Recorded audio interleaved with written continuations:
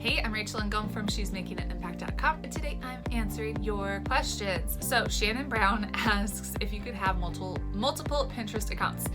You can. I wouldn't recommend having multiple Pinterest accounts unless you have multiple businesses that serve different ideal clients. So for each Pinterest account, I would think about who is my ideal client, what kind of content do they need from me. For me, I had two completely separate businesses, two very different ideal clients. One was in the fitness space looking to eat healthy, eat keto, high fat, low carb, and get fit.